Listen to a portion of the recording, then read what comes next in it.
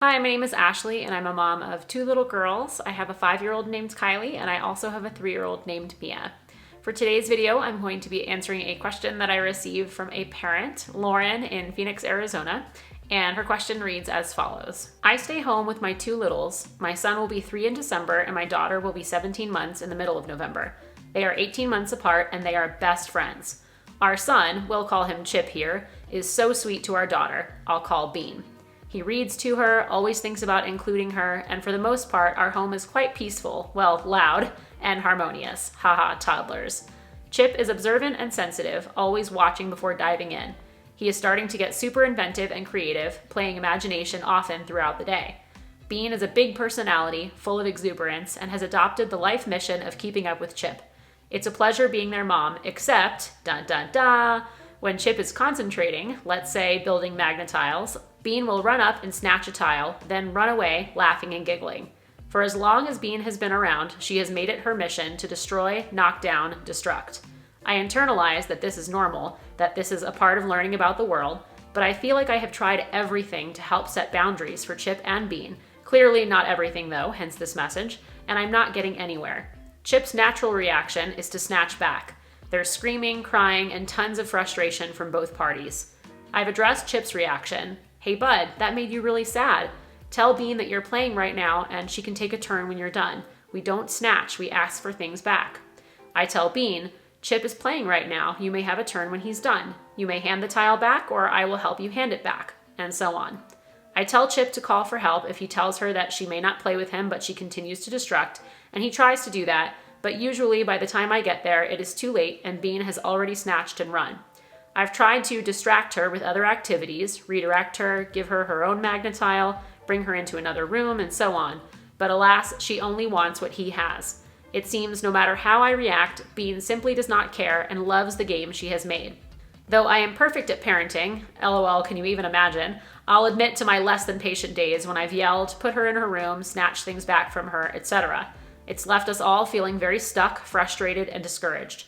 I can see how frustrated Chip becomes because he knows he's not supposed to snatch, but it seems like he feels completely powerless to defend himself. I've tried to equip him with the words to communicate, but to be honest, sometimes I feel exactly like him. Bean just doesn't care, and she's that way all around. She doesn't get fazed by much. She's Miss Independent, doesn't really care about choices, and lives in the world of extremes. Coming off of parenting a very easy, responsive Chip, she has given me quite the parenting 180. I think there's some deeper personality thing that is going on here and I'm just missing it, but I haven't been able to devote the time to deep dive into the parenting arena to solve it.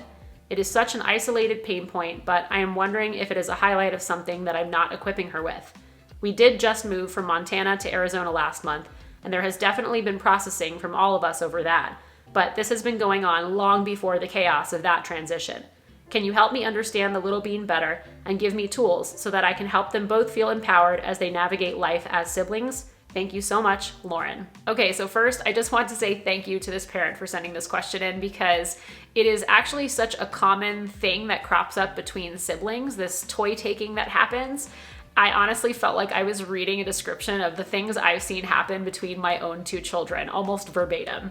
So I just want you to know that you are not alone. There are probably so many parents out there who deal with the same thing day in and day out. And so I was like, this is a perfect question for this week. So from one busy parent to another, let's take a deeper dive into Lauren's question and explore this idea of how to manage siblings taking toys from one another.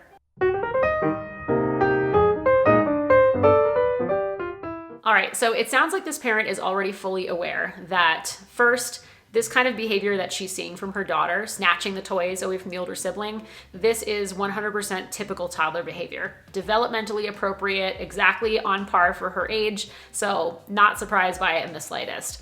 And it sounds like she also knows that this is typical behavior that occurs between siblings. You know, they have to learn how to share and take turns. I also want to add in there that Bean is at an age where she does not know how to play together, especially not peacefully with another child yet. She is still very much in this stage of parallel play where she wants to maybe do what she sees other children doing, or maybe she does her own thing and she does it kind of near her brother, but she doesn't necessarily know how to play with him in a constructive way just yet. So she's more into parallel play, whereas her son, Chip, might actually be starting to get into this idea of playing with other children as he enters the preschool years. So there's definitely a difference there in how the two of the children will play together. Now, I know when parents are faced with a situation like this that's very frustrating day in and day out, they often find themselves at a point where they're like, why? Why is this happening? If I could just figure out why my child is doing this, then I can do something to make it better. And I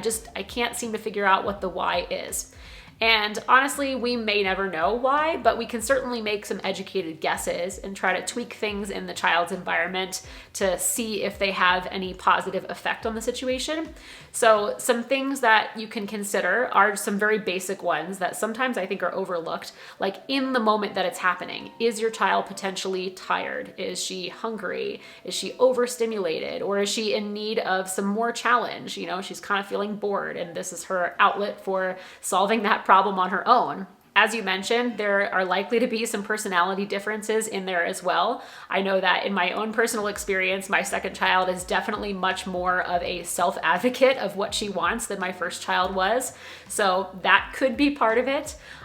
It also could be her age. You know, she's only 16 months old, so she doesn't quite have the verbal language skills yet to, say what it is that she wants. And so she instead resorts to this impulsive kind of behavior, just snatching things away because she can. That's her only option at this point until she does gain some of those verbal language skills. Another really likely possibility is that she is just doing what toddlers do best. She's experimenting. And in this case, she's experimenting with socially acceptable ways of engaging with other children. And sometimes, unfortunately, these experiments aren't the most successful, but they've got to try, they've got to make some mistakes to figure out what works and what doesn't along the way. And it could be that it started out very innocently, but as soon as she saw the kinds of big reactions that she could cause in other people, in brother and in parents doing these kinds of things, that it became a little bit more fun. Maybe it was empowering for her, like, wow, I can cause that kind of a really big emotional reaction in these people. I want to do it again and see what happens. Is it going to happen again? And so it becomes this big experiment for them. So that's definitely another possibility to consider. And then this parent also mentioned that this behavior did exist before they made their big state-to-state move, but it could be that the move has actually intensified Bean's feelings about what's going on, and so it's ramping up the behavior a little bit more maybe than it was before. So we've got all of these reasons floating around, right, as to why this child is constantly taking toys from her sibling.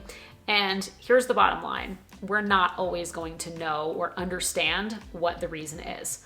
Our child just needs us to be accepting of who they are, meet them exactly where they're at, and to just let things be okay, to let their feelings be okay. Now, as much as it would be nice to have a Band-Aid quick fix solution to these kinds of things, as Montessori parents, we have to remember that we're playing the long game here, right? And so we're really trying to promote positive sibling relationships over the long term, which means that we're trying to avoid any situation where we're creating competition and kind of pitting one child against the other. I'm not saying that this parent is doing that. I'm just kind of putting that out there for everybody who's watching this video. So we're trying to see ourselves in the role of a coach instead of the referee. We're not here to decide who's right and who's wrong. We're not here to dole out blame or induce guilt. We're not trying to label one child the bully and one child the victim. Instead, we're trying to offer our children tools that they can use to eventually learn how to solve problems like these on their own in a healthy and productive way. And so this is something that is going to take a lot of modeling on your part as the parent and many years of practice on their part before they really start to get the hang of it. All right, so now let's shift our discussion to some of the more practical ways that you can actually approach these kinds of sticky situations between siblings. And let's start with infants and younger toddlers. So if you have two infants, or if you have an infant and a younger toddler, or if you have two younger toddlers, and I'm talking like children who are mostly pre-verbal at this point, The first thing that you want to do is to try to do nothing, actually. Try to avoid intervening in any way, shape, or form with, your own very adult preconceived notions and judgments about what you think is actually going on. Reserving that fear that a child is being victimized in this situation. Because in reality, a lot of the time, this kind of toy taking between infants or between babies and younger toddlers, a lot of the time, it's not actually a problem for the children. As a parent, we see it as a problem because we want our children to know how to share with others. But if we actually just take a step back for a moment and watch what's going on, I like to think of it as like the wait and see approach. Just kind of wait and look, what is actually happening between the children. Sometimes you'll see that a baby or a toddler will take a toy from another younger child, and the younger child's actually okay with it. It's kind of like, oh, I had that and now you have it. And it's not a big deal to them at all. And then they just move right along with their play. And then other times it can become kind of a game between them where they think it's funny. And so they'll kind of snatch the toy back and forth. Or maybe the child will start out snatching, but then eventually transition to actually making it a giving game where they'll give the toy back. So these kinds of things are not always like an issue that requires intervention when children are this young, which is why we recommend that, you kind of just wait and see what happens before you make any decisions on what you're going to do. And honestly, the more often our children have opportunities to work these kinds of things out for themselves, the better off they're going to be. They're going to have more practice with it from earlier on, and that is most certainly going to be helpful going forward. Now, if you decide that there is a bit of a situation evolving where maybe it looks like one child is becoming upset by the toy taking, then again, with infants and toddlers, you want to keep your intervention super low-key, non-judgmental, and basically just sportscast for them what you see happening. You might say something really simple like, Chip had the toy, and now Bean has it. And then that's it. You don't need to say anything else beyond that. You can kind of just let the kids sit with that description of events. And oftentimes for infants and toddlers, this can be enough for them to be like, okay, like they saw what happened and they feel kind of heard and understood in that way, and they're able to move on from it, and nothing further really needs to be done. Now, as children grow, they are going to reach a point where they do become agitated when a toy is taken away from them. And usually you'll see this start to happen when they're kind of in middle toddlerhood, older toddlers, into the preschool years and beyond. They have this sense of possession, like this is mine and I don't want you to have it because I have it right now. And so when they have reached that point, I think it will be painfully obvious, because that is when the crying and the fussing and the complaining and the whining and the frustration starts to set in between these kinds of conflicts. So when this happens, a good first strategy is to simply move in closer. Use your physical proximity. If you were across the room, maybe kind of walk over and just get a little closer to where the children are playing.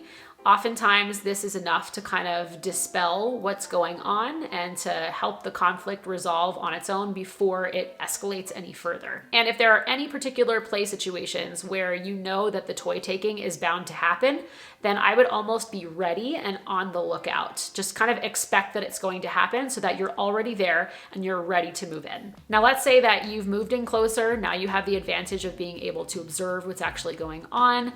And so you can kind of see that something's about to happen. You can see the gleam in their eye, they're about to go in and try to snatch something again. You, if possible, should move in and gently physically intervene, like actually place your hand between the children and sportscast for the child who is about to take the toy and give her the language that she needs. Are you asking to use a magnet tile? And by doing this, you're giving her an opportunity to clarify her intentions before you jump in and make assumptions. So if she says yes, then you can kind of check in with Chip and see if he's okay with that. And if he is, then great. She can have her magnet tile and be on her merry way and everybody's happy.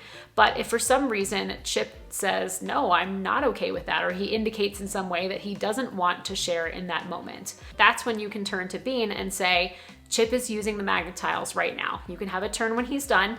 Let's find something else to play with while we wait. Or you can do any of the other things that you mentioned you've already tried, which is, offering her a different activity very specifically, maybe taking her into another room. If there are any extra magnet tiles, offering her some of her own. Those strategies are all completely valid and on point with what I would have suggested. Now, at this juncture, some children will be totally fine with that plan. They'll be happy to go off and play with something else. You know, they're kind of like easily redirected from the situation.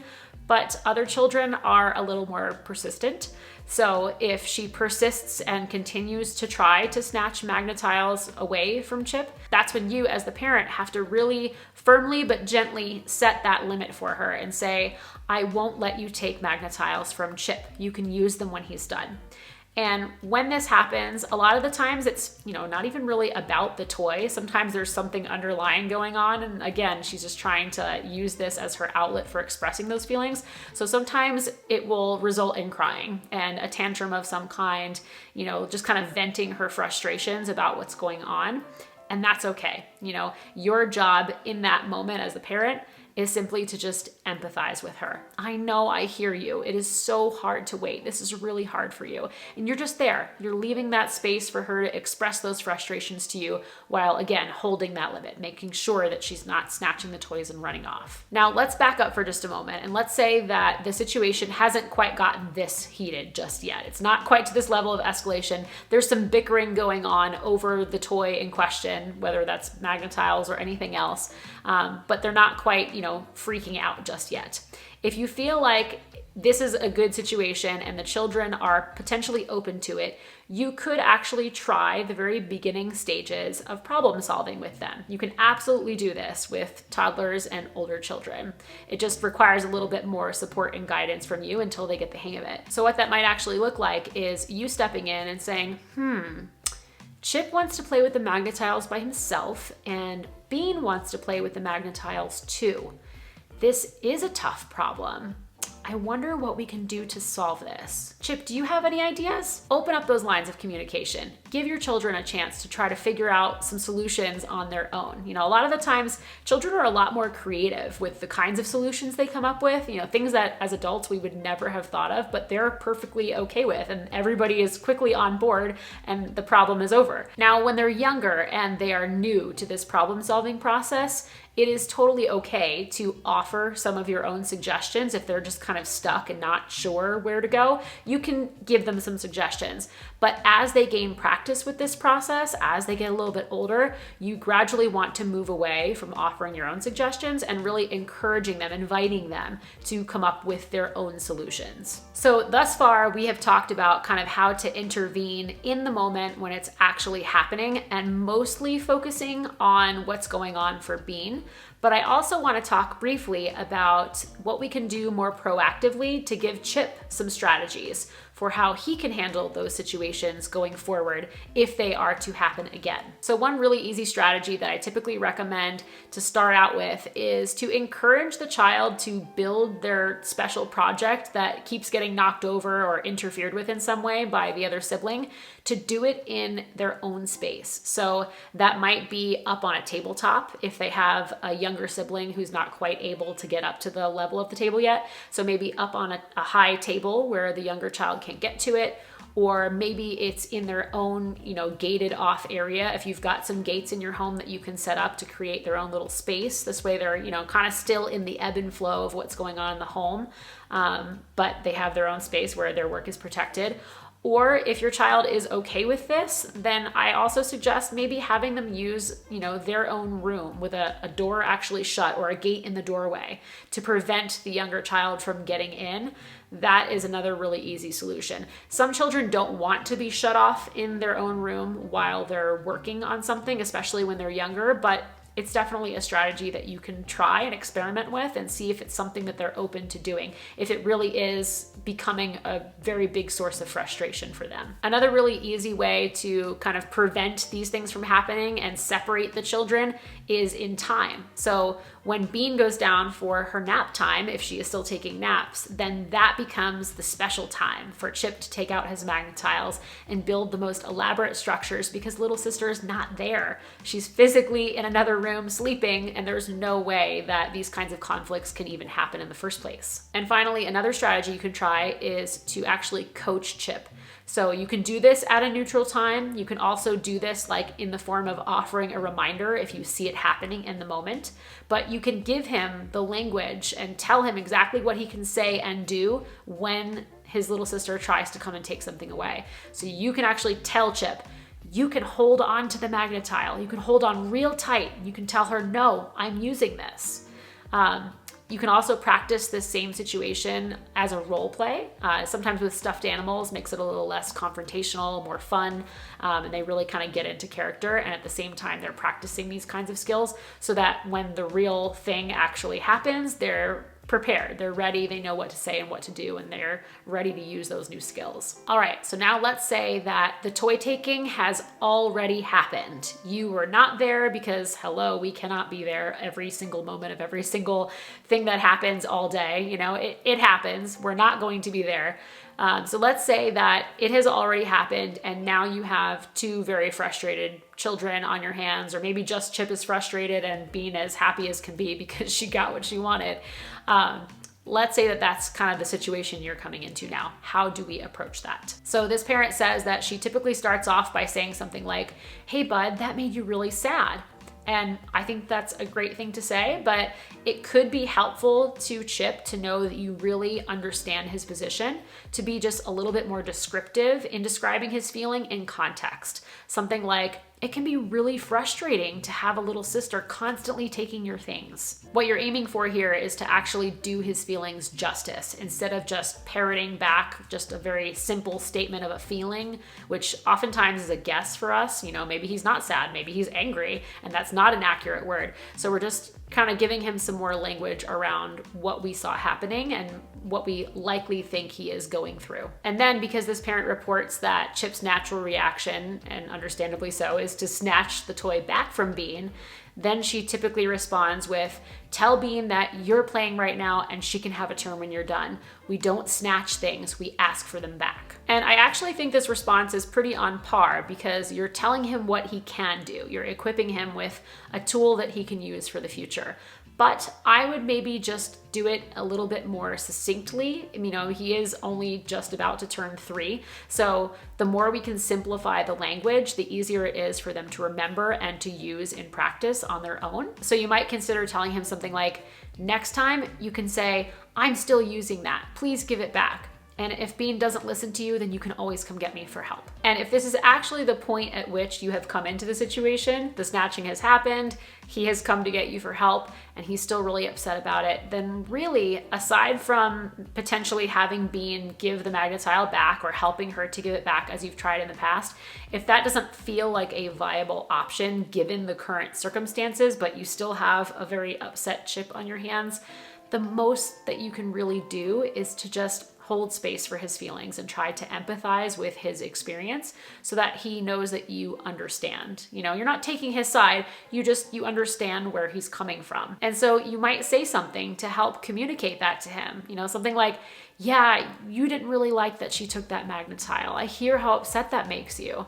And again, you're just remaining there with your loving presence to help him, you know, feel supported as he's going through this emotional roller coaster, but having trust that he will eventually come out okay on the other side. Now, as children get older, and I'm talking into the preschool years and then eventually the second plane of development and beyond, we need to focus on gradually releasing more and more of this responsibility for coming up with solutions and going through this problem-solving process, releasing more and more of that to our children, allowing them to take over figuring it out on their own. Now, of course, you're not going to be totally hands-off. You know, you're still listening, you're watching from around the corner to make sure that everybody is safe. If safety becomes a concern, or if, you know, things become so emotionally heated that we're worried about, you know, like emotional damage happening. And I feel like as a parent, you know when that threshold has been reached. When we feel like it's getting into that territory, then absolutely, we can certainly step in and offer an intervention to keep everybody safe. But we want to make sure that that intervention is as minimal as possible. And I'm talking like just, you know, walking up to them and saying, 2 kids and only 1 set of magnet tiles. This is a problem. We need ideas. And again, just offering that prompt to kind of get them going, jumpstart them again, but then leaving them to it, allowing them to come up with their own solution. And again, this is an approach that you want to take with older children, younger children, infants, toddlers most definitely need adult support. So we do have to step in a lot more when they're younger, but know that this is what's on the horizon. Eventually, we want them to be able to take over this process on their own. All right, so I hope Lauren and anyone else watching this video found it to be helpful. If you did, then please be sure to give it a thumbs up. If you would like more practical tips and advice for implementing Montessori at home with your children, then you might also consider subscribing to my channel. This way you don't miss a new video. My new book, The Montessori Home, Create a Space for Your Child to Thrive, is now available in paperback, ebook, and audiobook on Amazon and in all major book retailers. I also have several e-courses, an online community just for Montessori parents where I do live group coaching sessions once a month. And for anyone who is looking for more individualized support, I also offer private coaching sessions. So links to all those resources are in the description box down below. Thanks so much for watching, and I'll see you next time. Bye.